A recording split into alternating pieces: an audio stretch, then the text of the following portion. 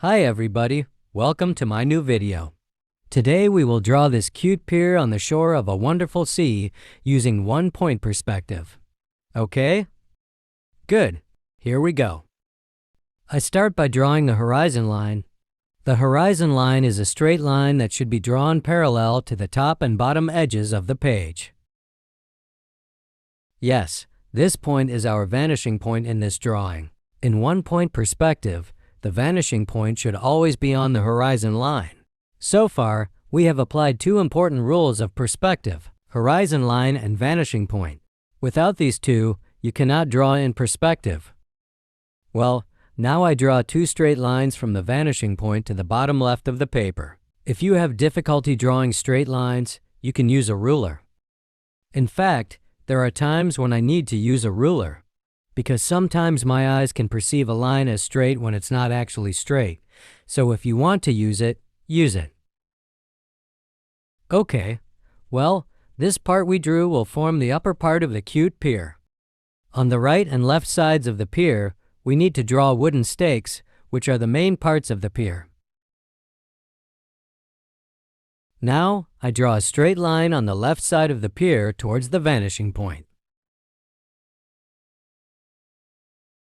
The wooden stakes on the left side will be between these two lines.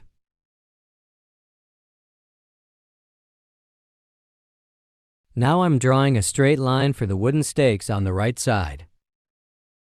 This line will help limit the top of the wooden stakes.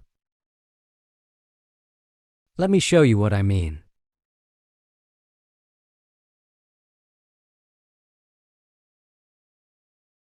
Did you get it? All the wooden stakes along the pier will be like this. Yes, the top of the wooden stakes is fine, but what about the bottom? To mark the bottom of the wooden stakes, I will draw a straight line to the vanishing point. Well, it's very clear now. The wooden stakes on the right side will be between these two lines. First, I mark where I will draw the wooden stakes. Now it's time to talk about an important rule of perspective. Objects get smaller as they get farther away. As you can see here, the wooden stakes got smaller as they got farther away from us. In addition, as a rule, the distance between objects decreases as they move away from us. Here, you can see that the distance between the wooden stakes decreases. Now let's add details to the wooden stakes.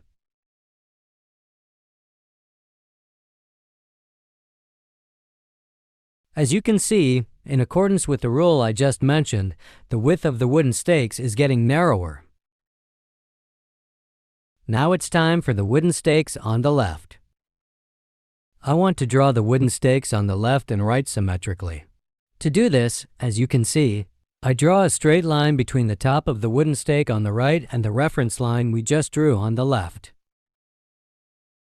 I don't know if you noticed or not, all wooden stakes are parallel to the right or left edge of the page. They are not slanted. If you draw them slanted, they will be far from reality. Now let's draw the thickness of the pier. For this, I draw a straight line starts from the vanishing point. Okay, time to draw the top of the pier. Piers can be made of any material, but they are mostly made of wood. Just like our pier. When drawing the timbers of the pier, draw straight lines parallel to the top or bottom edge of the paper. When drawing the timbers, keep in mind the perspective rule I mentioned earlier. The width of the timbers should get narrower as they get further away.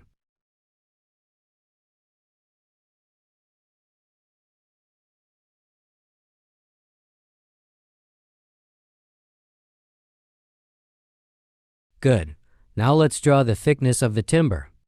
Don't try too hard for the details of distant objects, because a normal eye cannot notice these details.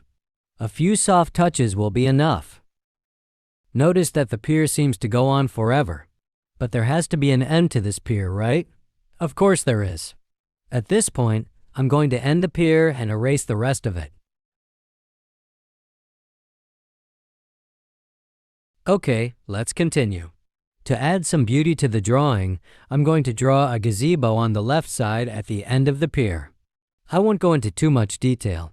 I'll just draw a few short lines. Because this gazebo is far from the eyes and the details are not visible. This short line's enough to make it clear that it's a gazebo.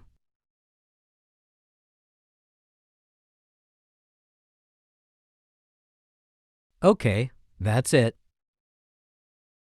Now, I complete the drawing of pier by adding another piece of lumber to the bottom of the pier. In real life, the top lumber is mounted to this piece of wood. Okay, now I'm going to add a few small details to the pier and do some shading. I want the form of the pier to be clear this way.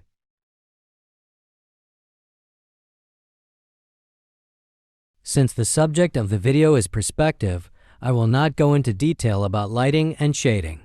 Lighting and shading is a completely different subject, and there should be another video to talk about it. But I still have a few tips I can give you about lighting and shading.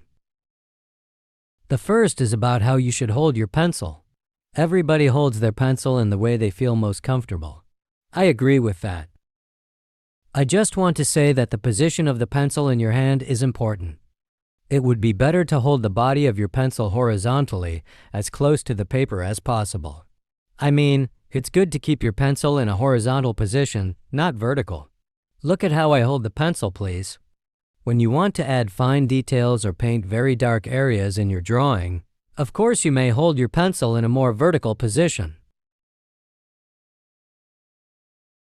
My other tip is to start shading softly with a little pressure on your pencil.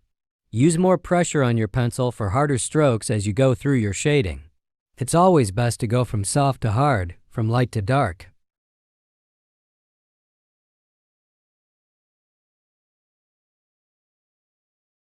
Due to weather conditions and natural causes, our pier has probably worn out a bit. So let's age our pier by adding some details. That's it. It looks more realistic now. So far we finished what we needed to do with perspective. Now we're going to do the details. As you can see, most of our page is still blank. Now let's draw something here. Let's add some land on this side. Maybe they're part of an island or part of the mainland, I don't know. But they'll look good here. The shape of this land can be anything. How it will be is up to your imagination. Don't struggle with too much detail while drawing. Just a few soft touches and a little shading will be enough.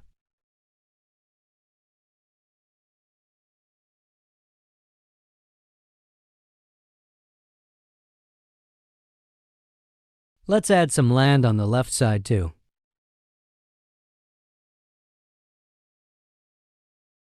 Again, soft touches. No detail or great effort.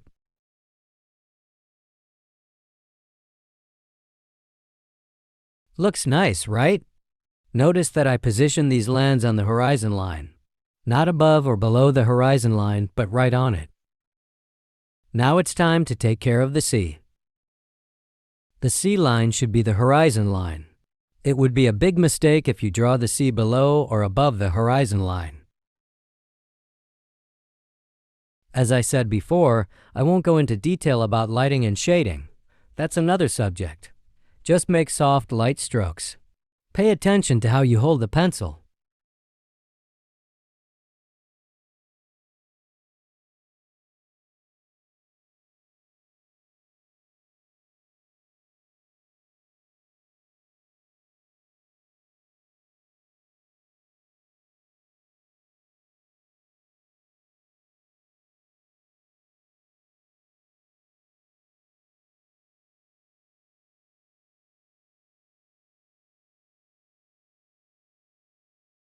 For now, that's enough. We'll be back later to add more details. Okay, now let's add more depth to our drawing.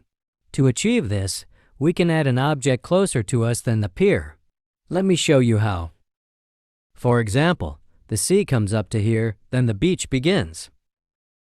So can we add more depth? Yes, we can. Now let's add an object that is much closer to us. We're about to do something crazy with you. Are you ready? Don't worry, it's not a snake. You'll see what it is in a moment.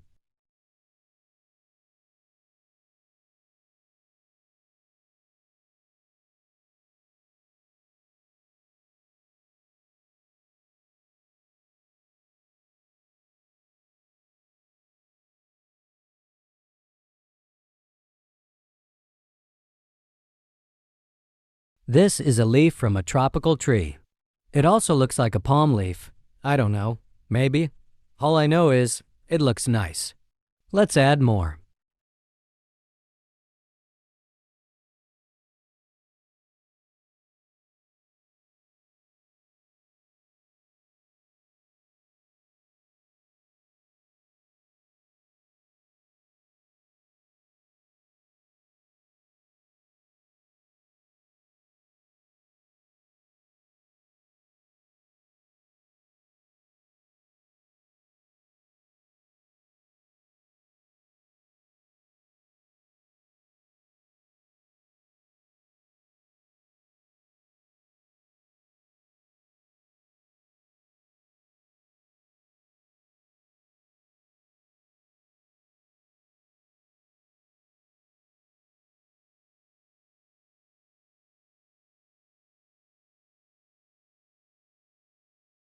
Now it's time to add more details.